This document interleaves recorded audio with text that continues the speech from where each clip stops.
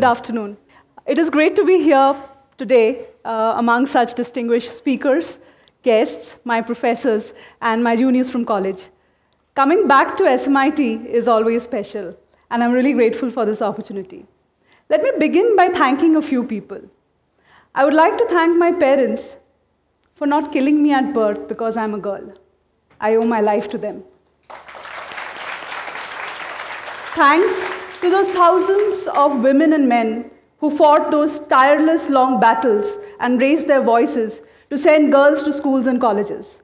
I owe my education to them. Thanks to my husband and my in-laws, who did not ask me to quit my job after my marriage and who value my work. I owe my career growth to them. Though it might sound a little dramatic, but we as women often end up thanking so many people in our lives for things that are very, very basic as our rights. Our right to live, our right to education, our right to have a career of our choice. The reason is, a lot of us understand that the immediate family and the society at large play such crucial roles in determining the course of our lives as women. Also, what I call here as basic rights are still luxuries for millions of girls across the globe. I would say that, the challenges for us as girls in most parts of the world is very, very pronounced. Life is not an easy journey. Female feticide, domestic violence, sexual assault, forced marriages, gender-based discrimination, discrimination at workplace are some of the very few challenges that I'm highlighting here. A recent UNESCO report states that there are 481 million women who lack basic literacy skills, and this is of 2015. So I would say, those of us present here today, ladies, we are definitely privileged.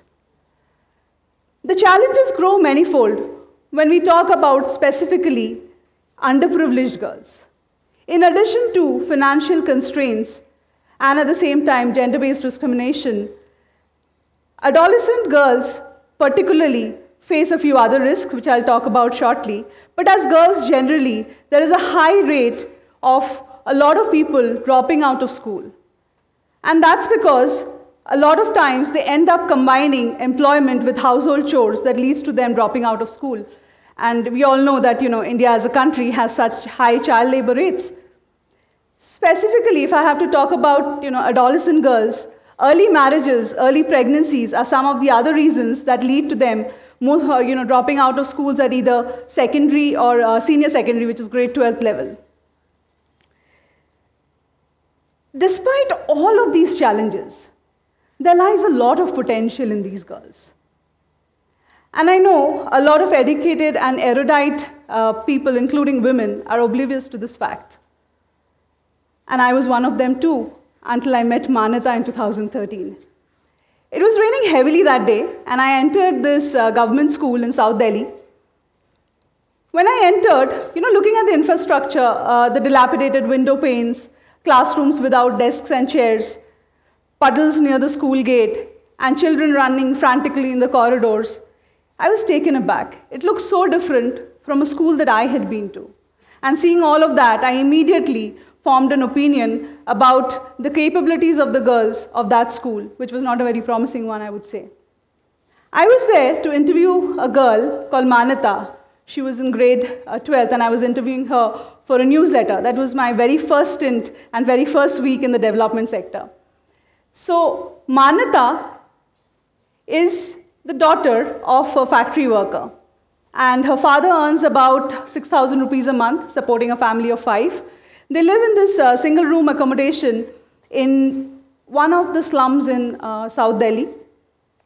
And when Monika entered with this big smile and those sparkling eyes, something that I'll never forget, I immediately asked her in Hindi, "What are your dreams and aspirations?" This girl, very confidently, in English, replied that she always wanted to start a school for girls in her village in Bihar. But people often ridiculed her because she lacked the confidence and the skill set. But after undergoing the Roshni program in her school, today she's a much more confident person. She can articulate her thoughts well, can communicate in English. She's much more confident. Her parents trust her. And she's very determined that she will be able to start her school one day. That was the defining moment, the moment that I got my goosebumps. And I just realized that there lies the same set of aspirations and potential in these girls like anybody else. And if there is some kind of a program that channelizes all of this in the right direction, it can actually cause wonders. The underlying barriers to underprivileged girls' entry into competitive mainstream are their fundamental lack of confidence, awareness, life skills, employability skills, guidance, mentoring, and resources. But if we actually give these girls the right skill set and the tools, they can actually become self-sufficient agents of change in their communities. However, Manita's story does not end here. Manita is currently in her second year of graduation, pursuing BA from Delhi University. Last year, she was taken back to her village. While she thought it was a vacation, on reaching there, she realized that her parents had already arranged for her marriage. Why? Because no other girl in her village has stayed unmarried till about her age, and she's just 20. And also because they were denied ancestral property because she was not married then. She tried hard convincing her parents. They refused to send her back to college. So Manita literally ran away from there. She took the help of a cousin to buy a train ticket and boarded a train and came back to Delhi. Her father has not talked to her properly since then. But Manita today tutors about 12 kids in her community, earning about 1,200 rupees a month. She also works with us as a teaching assistant and also gets a scholarship. She earns almost the same as her father. Unfortunately, her father lost his job last week, and Manita supports the family. And there is nothing that can deter her from realizing her childhood dream. So there are thousands of Manitas, but not everybody may have that confidence or that focus. So our vision is to be able to empower our girls so that they are strong enough to fight their regular battles and reach their goals. We have to empower them with knowledge, awareness, and skills. We have to empower them with employability skills so that if required, they can take up part-time employment to self-fund their education. We have to send more and more girls into colleges for higher education. Empowering underprivileged women or girls is often equated with vocational skills like stitching, tailoring, beautician. I, however, believe that empowerment is a much broader term. Empowerment actually in today's context would mean equipping all our girls with something that we call the 21st century skills. Skills that will enable them to reach their highest potential. That will make them better decision makers. That will enable them to improve the quality of their lives. And by the way, all of these skills are equally relevant for you and me. So, what are the different aspects? I have grouped them under 3 headings. One is the personal development. These girls come from challenging backgrounds where they see a lot of domestic violence. They might end up seeing a lot of gender discrimination. So to bring about stability in their personal lives, we have to equip them with certain life skills like how to deal with conflicting situations, how to increase their self-esteem, how to add that component of inspiration which they don't get in their daily lives. So that is very, very crucial. The next aspect is the academic development. They have to do well academically, but at the same time understand that a lot of them are actually first-generation learners. So their families, nobody in their family has ever gone to a college. So how do we actually equip them with proper career guidance and college counseling, help them fill up the university forms, enable them so that they can take the next step? And the final aspect is the professional development. While they want to have mainstream careers as doctors, engineers, educators, but in the short term, they would need financial assistance and hence take up part-time jobs to sustain their college fees and stay in college. So equipping them with skills like spoken English, data entry, general customer service, so that they can take up weekend jobs at, say, a retail store or a quick service restaurant and fund their education. So those are very, very important. Here, I want you to ponder on a very, very important aspect. Do you think it is sufficient to just empower the girl? Will that guarantee success in her life? The family, her school, and the community at large also play a very, very crucial role. So it is important for us to also work with these people, to empower the entire ecosystem around her, to explain to them the importance of education, to explain to them why they should educate their girl child and send her for higher education, so that they ultimately act as catalysts rather than hindrances in her path to success. As an organization, we basically conduct a 2-year program with girls, and this is with girls of grade 11th and 12th, where we all these aspects that I've spoken about, we address all of them. And we partner with government and government-aided schools, where we conduct these programs regularly with them, meeting them every alternate week. And very, very stringent evaluation methodologies have been applied, so that, what we try to do is track their entry-level versus exit-level skills. What are they doing? But it's not just a 2-year program.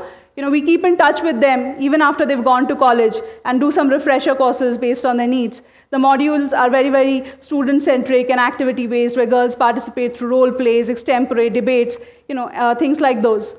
And since our inception in 2008, we have been able to empower over 25,000 girls, and working with over 100 schools in Delhi, UP, and Maharashtra. And I'm really proud to share this, that our girls are working today as CAs, engineers, pharmacists, and educators. So it's a big moment, for us when we see our girls do that. So the next thing is that, what is the role of a man in the empowerment of a woman? And I cannot continue my speech without mentioning this here. The contribution of a man as a father, as a brother, as a friend, a male colleague, a husband, or a son cannot be undermined. It is important to sensitize men that they have to become those support structures, break those stereotype gender roles to actually facilitate the process of a woman's success. Women contribute about 50% of the world's population, but when it comes to measured economic activity, their contribution is far, far less. And it is said that there are about 865 million women who have the potential to contribute more fully. I'll explain that shortly. And even if they take up jobs, they get stuck into low-paying jobs. So financial independence of a woman is very, very crucial. It definitely helps her to become a better decision maker, not only for the family, but also for herself. Suppose we have a girl who has the ability to increase her earning potential, say from X to 20X, that's her highest potential, okay? And because she's a girl, we either stop her education at 12th or put her into some, diploma course somewhere saying that, this is what you have to do, because of whatever reasons, then she ends up earning about 6X. So there is that entire gap of 14X, which could have contributed to the country's GDP, which we are missing out on. So how do we actually facilitate that process, give her those right set of skills and resources so that she starts contributing fully at 20X?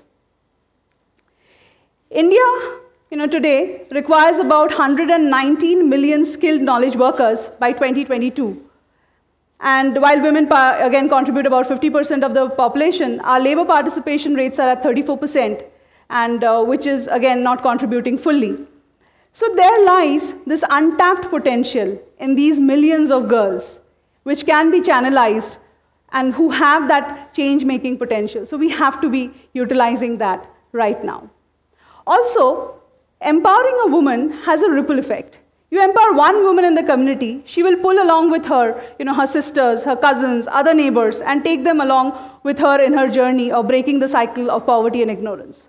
Also, it has a trickle-down effect. So you empower her, and then research has obviously proven this, that the education levels of her children, and they live a healthier lifestyle, and the education levels obviously improve. So when girls actually get educated and empowered, they result in better, I would say, healthier families. So when there are more and more women being empowered, more families being benefited, I'm sure the world is going to become a much better place to live in, more equitable, I would say. So I would like to establish something here, which I call the growth triangle. So the key is investing in girls' potential. And when you invest in their potential, you ultimately actually lead to maybe improving their participation in the local economies, which lead to higher I would say rates of contributing fully, and at the same time fight poverty, inequity, gender disparity. So empowered women lead to growing economies, and with growing economies and empowered women, it ultimately leads to a more enriched world. That's all that I had to share with all of you today. And I would just like to conclude with a quote that I'm very, very fond of. It's borrowed from Christine Lagarde, who's the director of IMF, which says that ultimately, I would love to see a world where women let their confidence roar from the rooftops. Their, I would say their cups run over with self-assurance, and their voices resound across the pinnacles of power. I hope you find your life's calling as I have found mine. Thank you.